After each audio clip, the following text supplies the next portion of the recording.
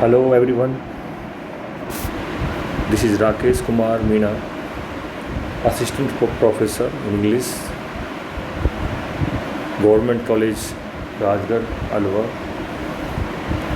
and today I will explain the prescribed text of the poem The Solitary Reaper, composed by William Wordsworth.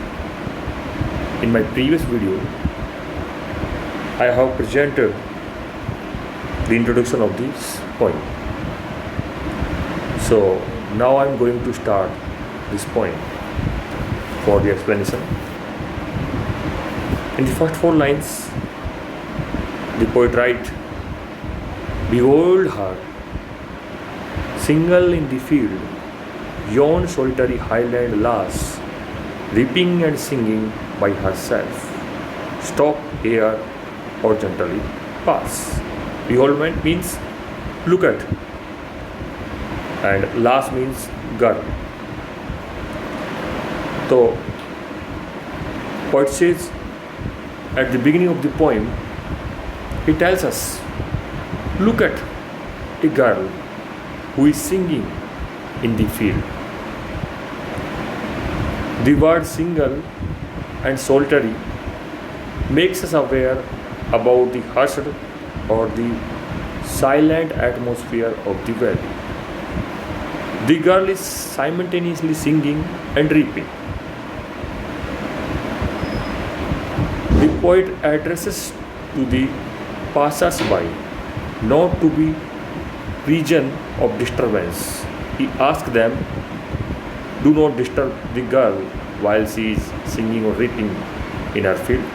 He advises them either to stop or pass gently. Poet forbids to disturb the girl in her singing. Here in these lines, the poet very beautifully used the antithesis in the line number 4th, stop here or gently pass.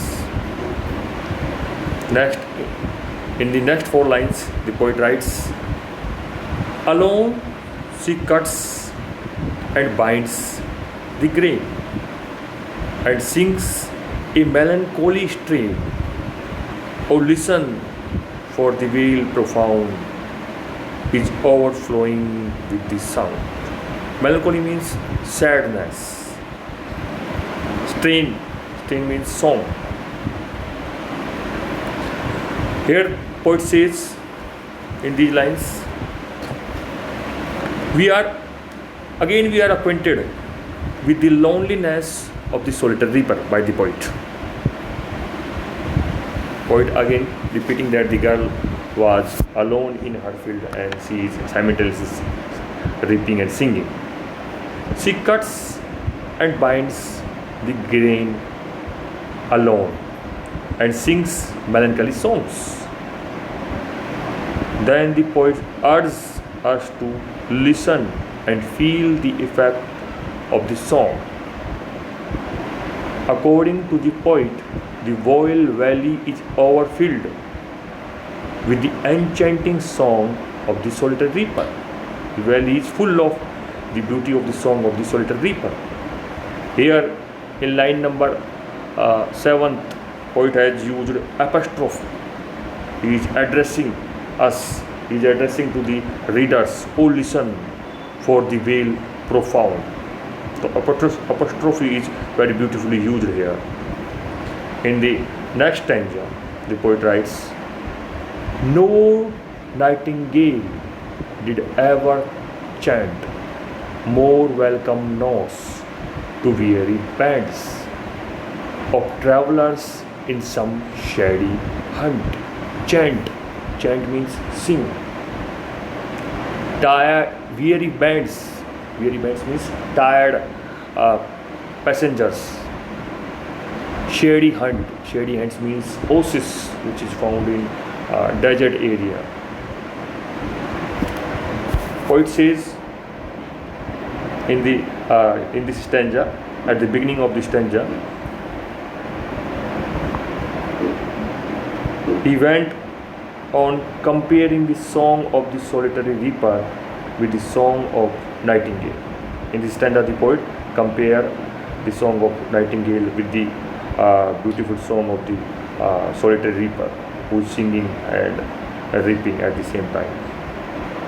He did so only to establish the superiority of the song of solitary reaper over the song of the nightingale. The song of the nightingale is welcome song to the tired group of travelers in the oasis of Arabian desert. Wordsworth here has chosen consciously the nightingale, the best singing bird, only to make us aware about the superiority of the solitary reaper. Here in these lines, the poet has used metaphor. Solitary reaper's song has been compared with the song of the nightingale in this metaphor. In next lines, the poet writes, a voice so thrilling never was heard. In springtime, from the cuckoo bird, breaking the silence of the siege among the farthest heartbeats.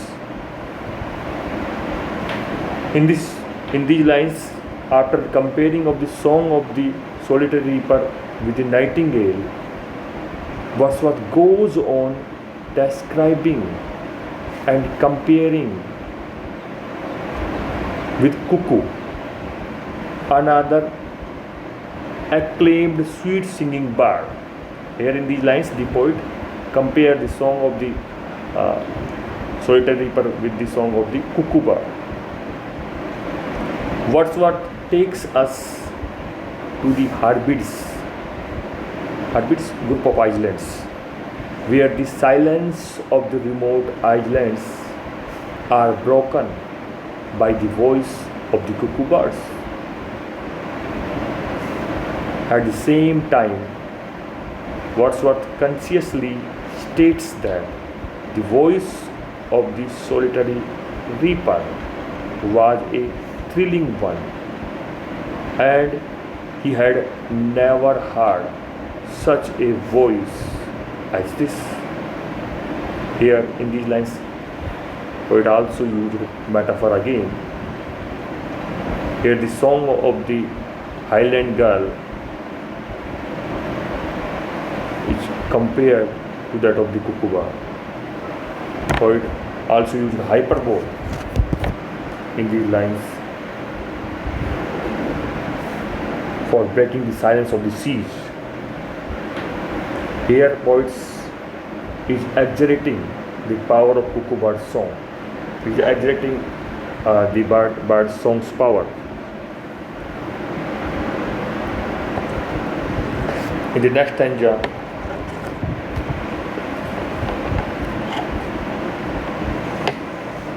poet writes, will no one tell me what she sings? Perhaps the plaintive numbers flow for old, unhappy, far off things and battles long ago. Now Wordsworth goes on guessing what this song means. This is to be kept in mind that the solitary reaper is singing in local Gaelic dialect. So Wordsworth had a little knowledge about what was the theme of the song, what is the subject matter of this beautiful song. He concluded this song to be a melancholic one.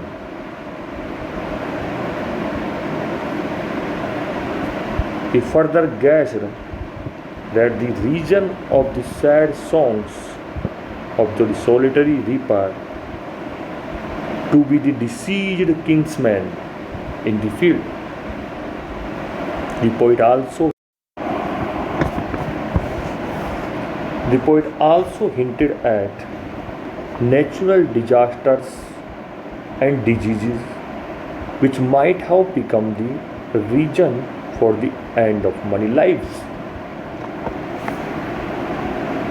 Plenty numbers. Plenty number means expressive of sadness. The songs of the Highland Girl is expressing the thought of sadness. In the next lines, the poet writes, or is it some more humble lay, familiar matter of today, some natural sorrow, loss or pain that has been and may be again. Poet wants to say the song to be an ordinary song. That the song of the girl is an ordinary song. He opened that the song was nothing but an ordinary one, and the reason of the song is based on day-to-day issues that we generally faces, day-to-day matter of life.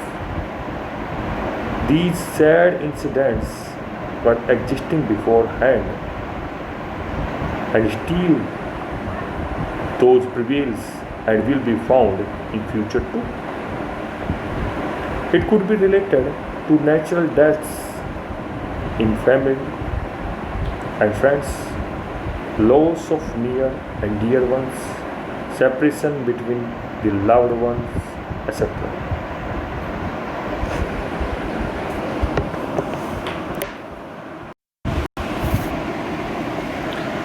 In the next stanza, poet writes, whatever the theme, the maiden sang, as if her song could have no ending. I saw her singing at her work, and over the skull bending. At this point, poet writes, at this point, Wordsworth quits guessing the theme of the song. He stops guessing about the subject matter, the theme of the song. He was so exhilarated by the melody of the song, he felt as if the song will never end. Again, the poet reminds us how she sang the song while bending over sickle. He was completely engrossed with the song. He was motionless and still as the song had captured his basic consciousness. In the last four lines, the poet writes, I listened motionless and still, and as I mounted up the hill, the music in my heart I bore long after it was here no more. In the last few lines, poet says, the girl was bending and reaping the corn with her sickle. The poet stood silent, listening to her music. Then he climbed up the hill when the girl stopped her music. Still, his heart was hearing that music long after his ears were unable to hear it. Poet carried the music in his memory. The effect of the song was such that it was indelible one.